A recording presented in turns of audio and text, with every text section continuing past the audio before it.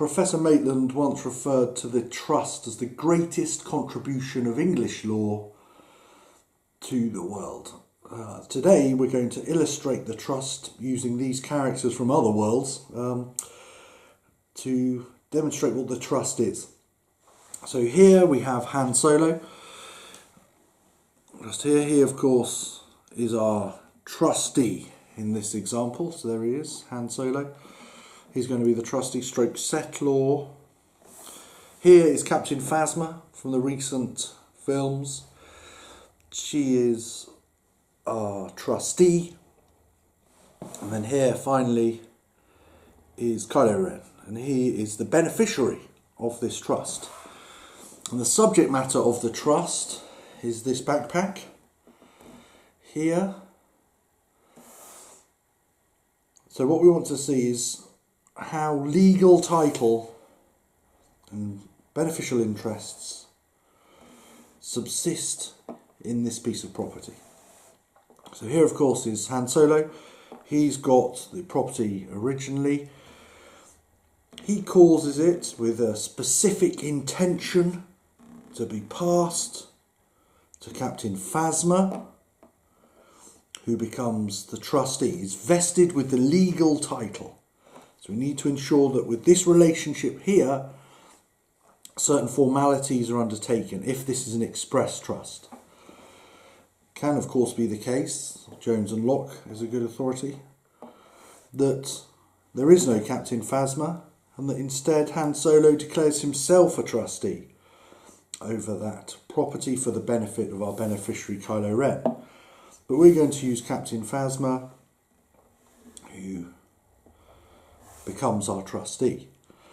Of course you can have multiple trustees, so here our Stormtrooper could be an example of another trustee, and then our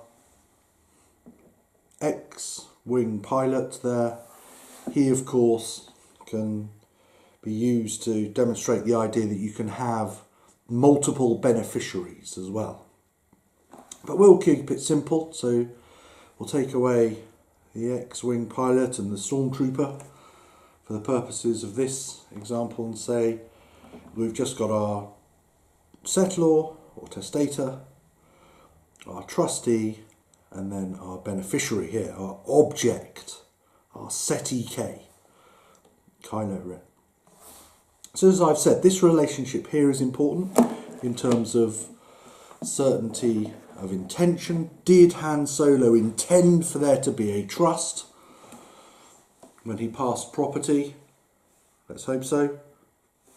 And to what extent, what duties might we see Captain Phasma having to adhere to, and to what extent does this equitable, enforceable interest that Kylo Ren has here cause us to think about how, for example, Kylo Ren enforces that trust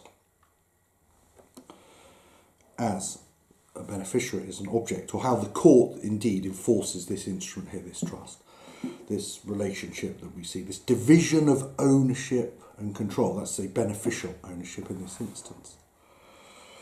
So intention here is important, subject matter itself is important. What is the subject matter? What proportion of this subject matter relates to which beneficiary, if we've got multiple beneficiaries? Is there certainty there?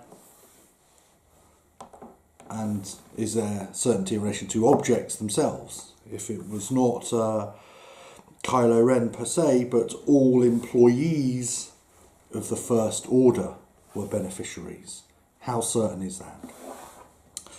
These issues and many others will make up the course of some of our other videos, but for now, myself, Han Solo, Stormtrooper Kylo Ren and Captain Phasma will leave you.